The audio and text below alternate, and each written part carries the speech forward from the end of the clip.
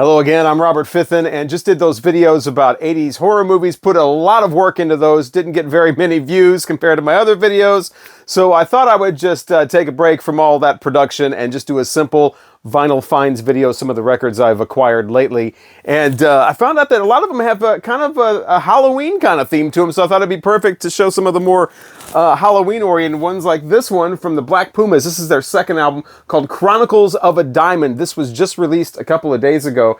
And as you can see, this is the midnight sale version with a different cover. I love this cover though. Look at that, with the shiny teeth on the two there, and the shiny eyes and all of that. So yeah, this is a great album too. It's like a new neo kind of soul funk thing going on here. Sounds great. I love some of the songs on here.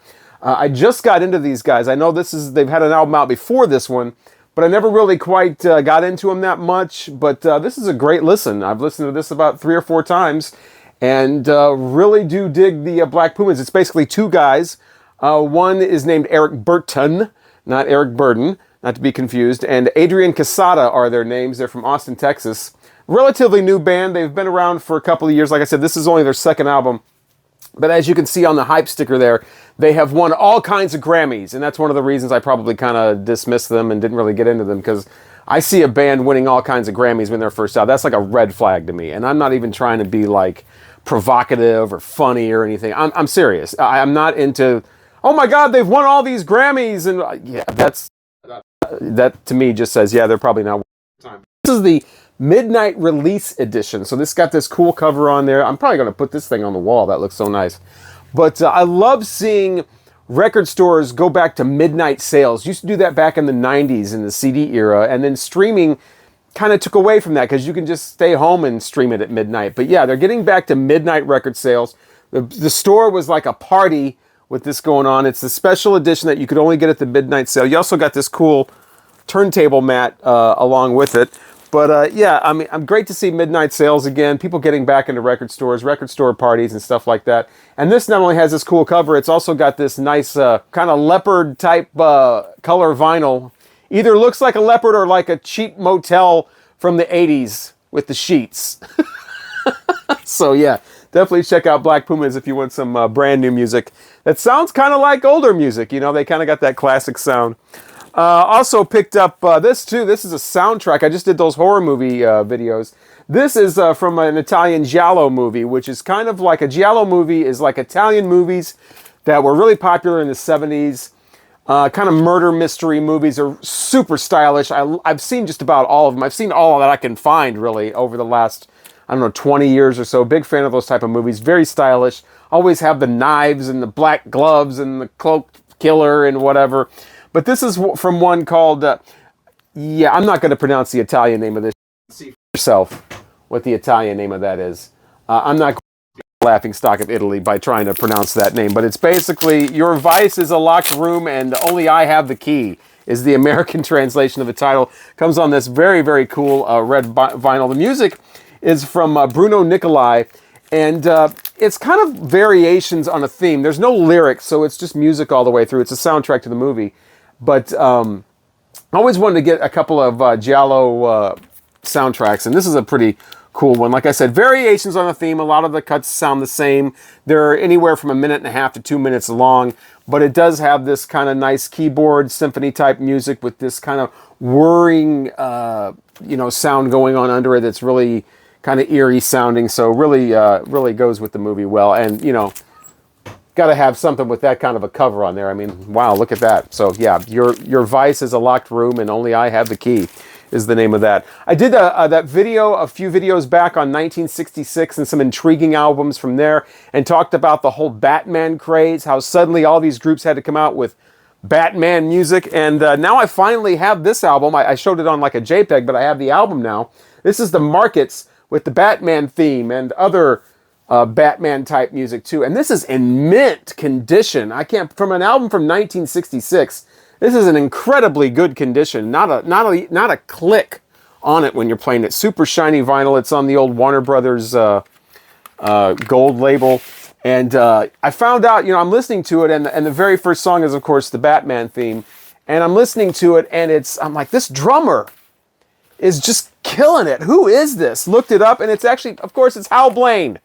You know, the studio drummer that's played on like 500 different top 40 hits and just pounding away on this. And of course, the other tracks on here too. So yeah, Hal Blaine is the drummer. So you know this is, and other great studio musicians as well make up the markets. They're not just like some band from, you know, garage band or something. This is serious business here. But I love Batman and the theme from that, the way they do it. And they do all these other songs on here, like I showed you, like, you know, the Riddler, the Penguin, the Catwoman, Batcave, and Robin. They have a song called Robin, and it goes, no, no, no, no, no, no, no, no, Robin, no, no, no, no, no, no, no, no, no, no, no.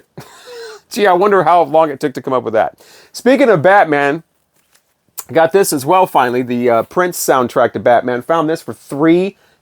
This is kind of sought after because it hasn't been re-released yet. And I think there's something with the copyright or whatever. Warner Brothers Pictures owns whatever, but Prince estate wants it too or whatever. So it hasn't been reissued. You can only get it in the original. I got the CD when it first came out and was very, very disappointed. Did not like it at all. I probably listened to it 3 times. And the condition that this album is in, this person who ever had this before me probably did the same thing, because it's another one that's just in near mint condition. And so yeah, with the original inner sleeve there. And yeah, like I said, had this on CD since it first came out. Was not a fan of it. I just listened to it again after like 30 years when I got this album. And it's okay. I mean, it's not as bad as I remember. I'm not a big fan of the movie clips. It just, a lot of it sounds like a commercial for the movie. I definitely do not like Bat Dance at all. Never have, probably never will. And according to Billboard, that is Prince's biggest hit. You believe that? Bat Dance. I guess it sold more singles than any other with all this hype, Batman hype machine behind it. I mean, obviously, but yeah, just not a big fan of this. It's got some okay tracks on here. Party Man's all right. Scandalous is okay. Lemon Crush, but just not a fan. And that Arms of Orion duet, definitely not into that. But I will say I liked it better than I thought I would, you know, than I remember liking it. But yeah, I'm just really glad to have this, especially in such good condition. It really kind of adds on to my classic Prince collection there. Rolling Stones, not exactly Halloween themed or anything, but I just thought I'd show this because it's pretty cool. And I'm going to talk about the Rolling Stones here. This is called Die Weiße Serie, the White Series, I guess. It's from Germany. And this is part of a series, as you would guess. And the inner sleeve here has all the other albums in that series. And it ranges from German pop vocalists all the way to like Thin Lizzy, David Bowie, you know, UFO. They're all part of this. So those would probably be cool releases too. It's on the Red Decca label. It sounds great. Of course, it's a German pressing, so chances are it was going to sound incredible. It does. Side 1's in mono. Side 2 is in true stereo. First time I've ever heard Mother's Little Helper in actual true stereo. And it does sound kind of like, you know, you're listening to 2 tracks that really, in stereo, it doesn't really, sounds like it wasn't really meant to be that way. It's very isolated and music's all on one channel and Mick is in the middle and then you got a few like instruments. It sounds it's a very naked sounding stereo mix, but it basically is 64 to 66 and not a lot of hits. Route 66 is on here and Mother's Little Helper. And the rest of it is these deep album tracks. So it's kind of a different kind of listen for the Rolling Stones. It kind of really takes you into some of the songs you don't hear a lot, like Honest I Do and Mona. Now I've Got a Witness, Yesterday's Paper, Complicated, Flight 505, you know. So a lot of deep album tracks. And I Am Waiting is also on here, which I thought was great because I am still waiting for the new Rolling Stones. If you saw my video, a couple videos back, I talked about how I ordered the new Rolling Stones Hackney Diamonds album. I wanted to get the baseball version because I thought it would be a little more rare, a little kind of a different thing. I'm not a big fan of the minimalist cover. I think that's so minimalist that it really borders on just looking cheap. But I still kind of wanted that version just because it was different. I got the St. Louis Cardinals one. I'm not a baseball fan. Like I said in my video for this, I'm not a baseball fan. But, you know, I am in the St. Louis area, so I got the Cardinals one. They're not having a good year this year, apparently. So, you know, I thought I'd help them out. But it still hasn't arrived. It was supposed to, you know, that album's supposed to be released on the 20th. Here we are literally on the 30th. It's the 30th of October, the night before Halloween. This thing still is not here.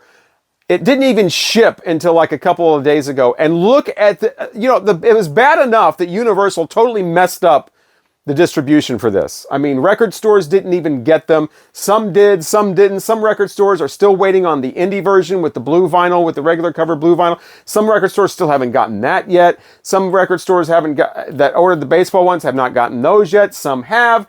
People like me who ordered directly from the RollingStones.com site, still waiting on this record. And it finally shipped. So Universal finally got their stuff together, finally shipped it, and now it's like the post office is like, yeah, I'm going to mess with this too. Look at this tracking listing here.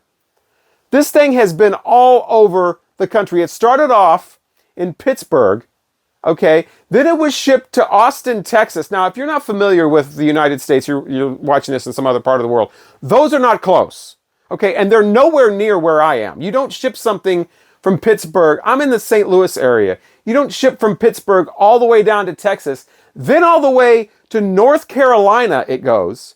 Then it goes finally to St. Louis, and it's like, it's going to be here at 9 o'clock tonight. And this was like 3 nights ago. Great, it's going to be here at 9 o'clock. Better late than never. Suddenly it's 9 o'clock, it's not here. It's been put back to North Carolina in a different city in North Carolina than it was before. Then it comes back to St. Louis. Then it's back to North Carolina where it still apparently is. I don't know what is going on with the United States Post Office, or Postal Service, but I've heard of this going on before, where things just are all over the country. There's got to be some sort of complete revamping of the United States Postal Service. This is ridiculous. From how much money is being wasted to ship this thing all over the country. I'm in basically, again, if you're not familiar with the United States geography, I'm basically in the middle of the country. And this thing has been shipped from coast to down south, back to the coast, to where I'm at. Now it's left my home, my home area, and now it's back to the coast. It's like, what? The only place this has not been is the West Coast. I'm waiting for it to show up in California. Then they can, do like a whole tour of the entire country. Just absolutely bizarre. I still have not gotten my Rolling Stones album. Thank you so much to everybody who's been inquiring. Obviously, I know there's bigger problems in the world right now, bigger problems in the country right now. But wow, get it together. And I did hear Hackney Diamonds, the new album. I streamed it. I was originally going to wait to hear it for the first time on a record like the classic way, but I went ahead and streamed it. I've been waiting so long, and I think it's terrific. I know every time the Rolling Stones put out an album, everybody says, this is the best Rolling Stones album in years, but this one really is. I like this one more than anything they put out since like 1983. I think this is the best album since Undercover. I really do. They sound energetic. They sound like the Rolling Stones. That's the whole thing. They don't sound like they're trying to jump on some bandwagon or just phone it in or whatever like they do on a couple of albums. There's no drum loops like Bridges to Babylon. They're not hooking up with hot new producers and mixers and what. They're just being the Rolling Stones. Charlie's on a couple of songs still. That was great to hear about.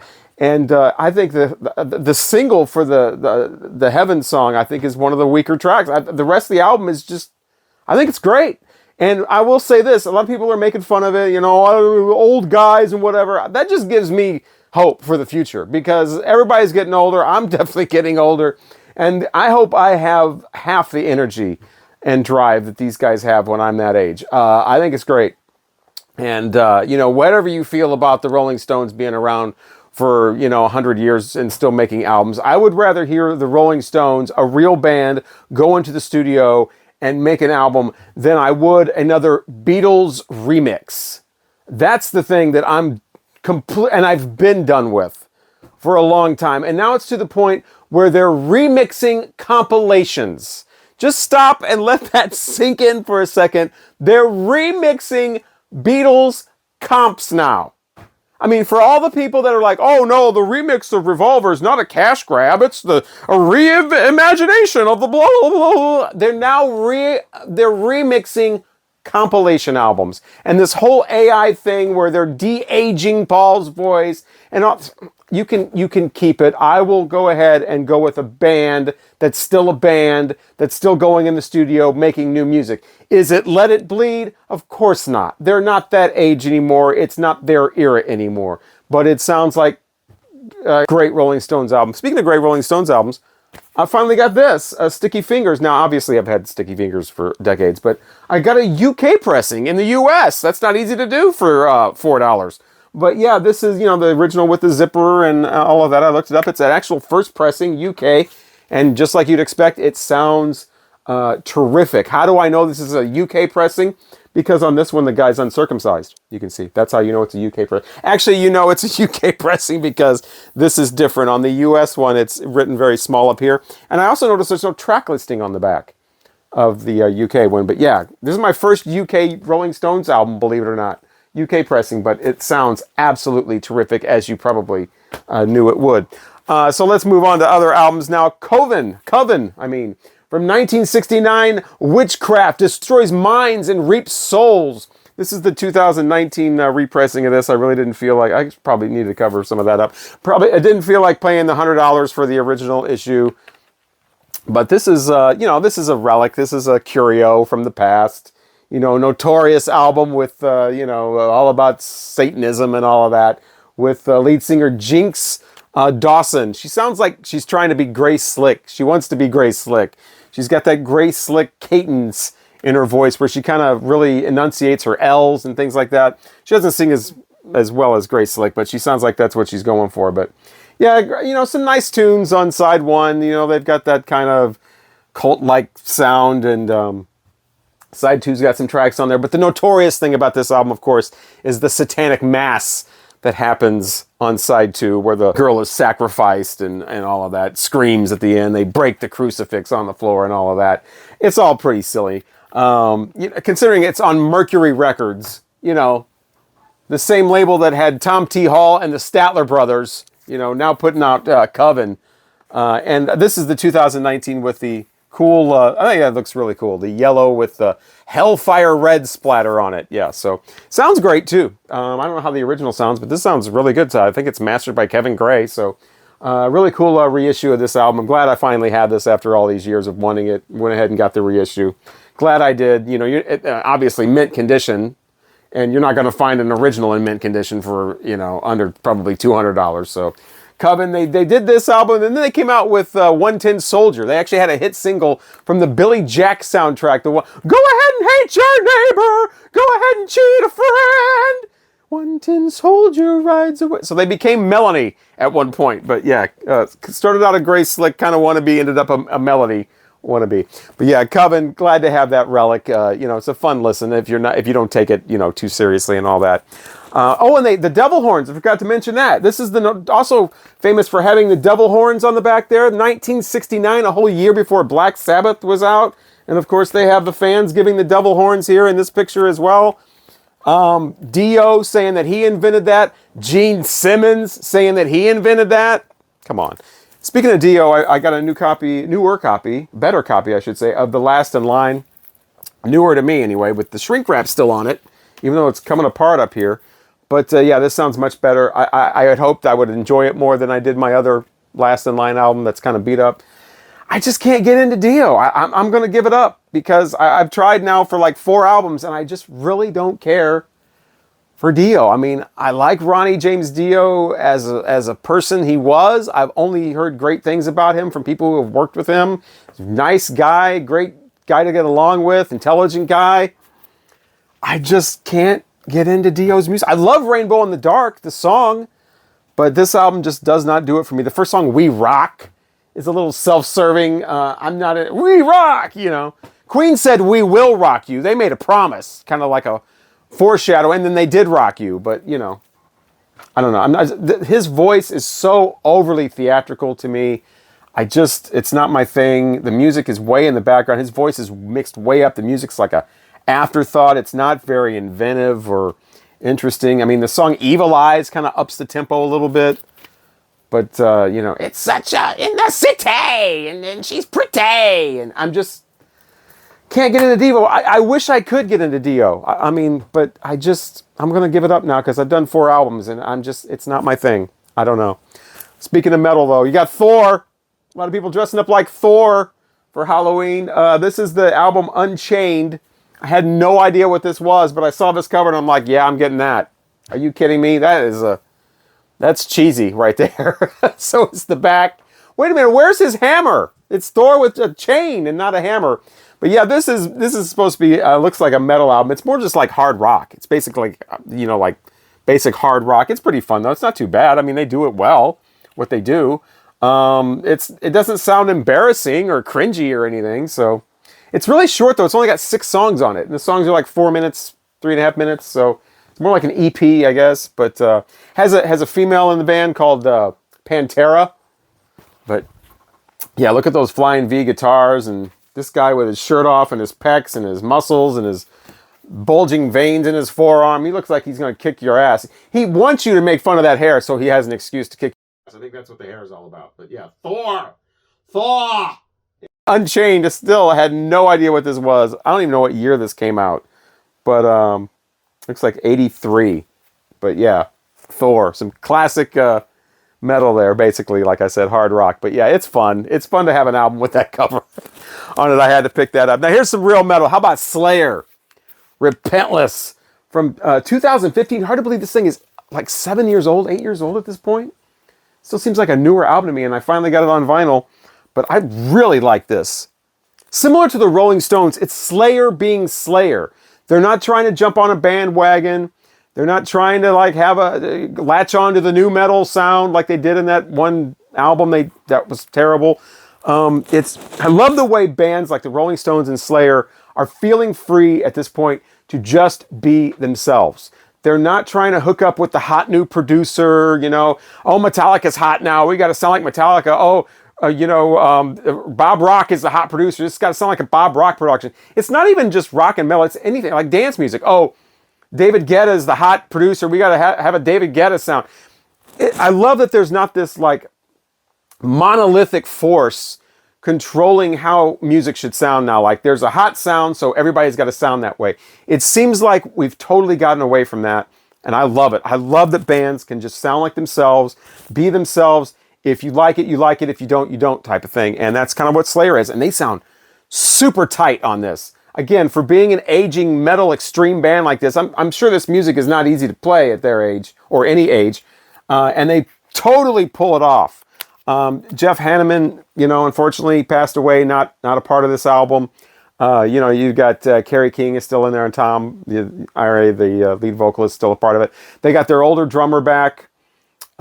He is killing it on this album. The music and the drums and everything is so tight on this, especially for heavy like thrash like this. Sped up stuff is just incredible. And this color vinyl, look at that. That is called Beer and Mustard with brown and red splatter. Is that what when you see that, do you think of beer and mustard? I do not. That looks to me like the punk rock club CBGB's. They used people that were there in the late 70s used to describe what the bathrooms would look like. I imagine that's what the bathroom floor at CBGB's looks like, that color vinyl. But if you like Slayer, you will love this. And I'm not a huge metal guy. I don't know all the 37 different subgenres and stuff like that. But I do really, really like this album. It is loud. It is fast. It is tight. It is supreme musicianship. These guys are masters at what they do at this point. And they kill it on that album. Got a Roxy Music album as well, Manifesto from 1979, I think. Kind of a sort of a Halloween side of, they got mannequins dressed up in like at a masquerade ball or something on the cover. But not the biggest Roxy Music fan, and I didn't know about this album at all. But again, it was super cheap, and so I picked this up. And I think it's got some UK hits on here, like Angel Eyes and Dance Away. But there's no songs on here that I recognize. And it's just okay. It's a little disco-y for Roxy Music. Of course, it's 1979. Not as cool as some of their earlier stuff.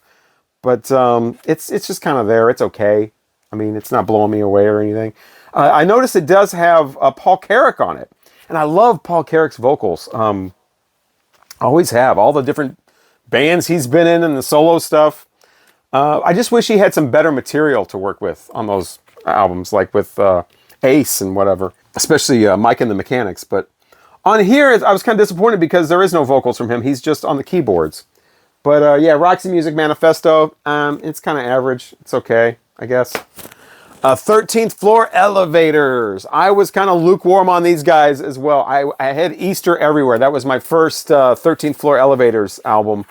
And I got that back in the early 90s when I saw it on CD. I heard of these guys, and it was like, they're classic psychedelic. They were like the first band to ever have the word psychedelic on their album.